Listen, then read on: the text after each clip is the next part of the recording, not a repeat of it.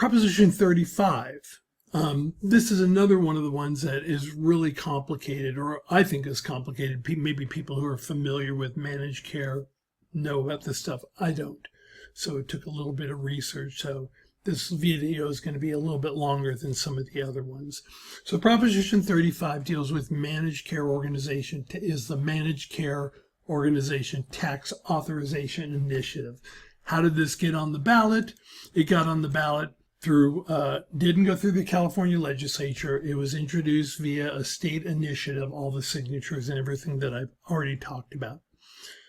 So if Proposition 35 passes, what would happen? And again, I apologize. I've tried to think about how to make this more understandable, but it's just, for me at least, it's complicated. So what's the general idea? I'm going to begin with like a broad summary and then break it down in a little bit more detail.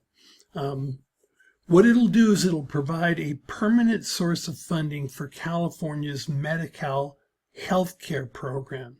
The state will collect a specific tax from certain healthcare plans, and it'll use that money to help pay for healthcare for low-income people. It'll also increase payments to doctors and healthcare providers who serve Medi-Cal patients. Proposition 35 would make the current healthcare plan permanent. The current healthcare plan tax permanent. Healthcare plans are taxed, but this would make it permanent. The amount of tax is based on the number of people that the healthcare providers cover. So the revenue from the tax is used to help fund Medi-Cal, California's healthcare program for low-income individuals, and other kind of programs as well. The proposition mandates that a greater portion of the revenue from the healthcare plan tax be used to increase funding to Medi-Cal for Medi-Cal and other healthcare programs, especially in 2025 and 2026. These increases are estimated to provide $2 to $5 billion annually, half of which would come from federal matching funds. If you're wondering why the federal government is even involved in this, well, here's why. Medicaid is a federal program.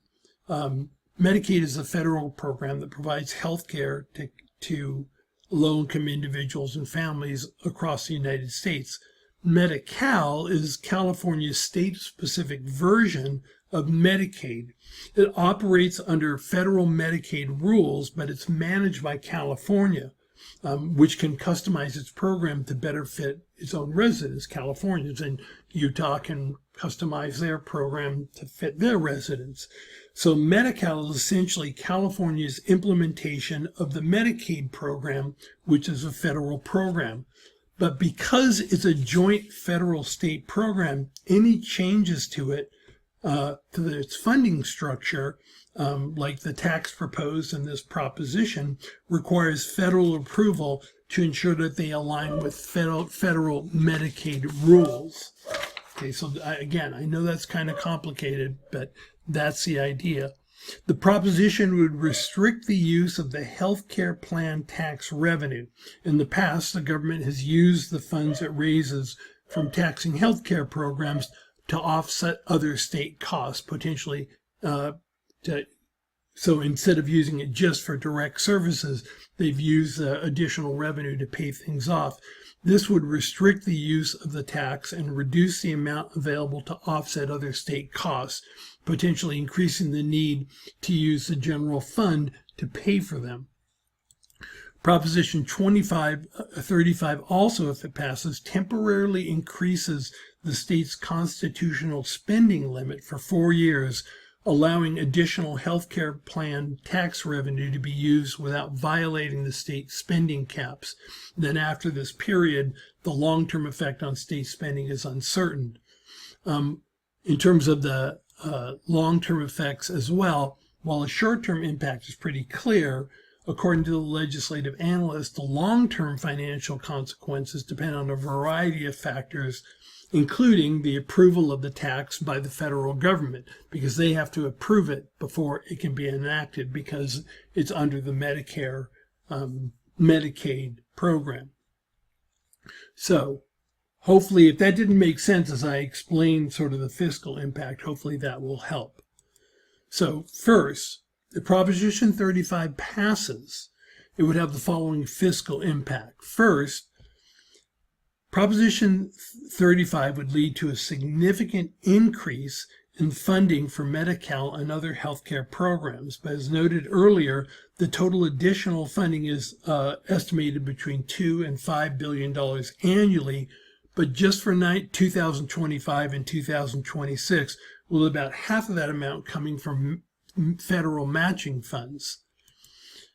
Then the state's general fund would have to pay for more to cover Medi-Cal services that can't use the healthcare plan tax money because of the proposition's new rules. For example, the restrictions would prevent funds from being spent on administrative costs or programs that weren't directly tied to patient care. Those costs are estimated between $1 and $2 billion annually during 2025 and 2026. In terms of the long-term impact, it's uncertain. The long-term financial impact, so from 2027 and beyond, is uncertain, but the measure could affect overall tax revenue, health program funding, and the state costs in ways that are not predictable, according to the legislative analysts. So again, this is all, to me, very complicated, so if it's complicated to you, join the crowd. Here are the arguments in favor of Proposition 25. What proponents argue is that Proposition 35, ensures a steady stream of revenue for Medi-Cal, providing critical funding for low-income individuals' healthcare. This would prevent disruptions in services by making the healthcare plan tax permanent, which generates about $78 billion annually.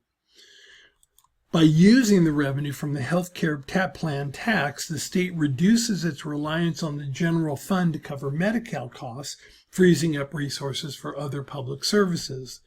Proposition 35 also aims to enhance payments to doctors and healthcare providers, which can improve access to care for Medi-Cal beneficiaries.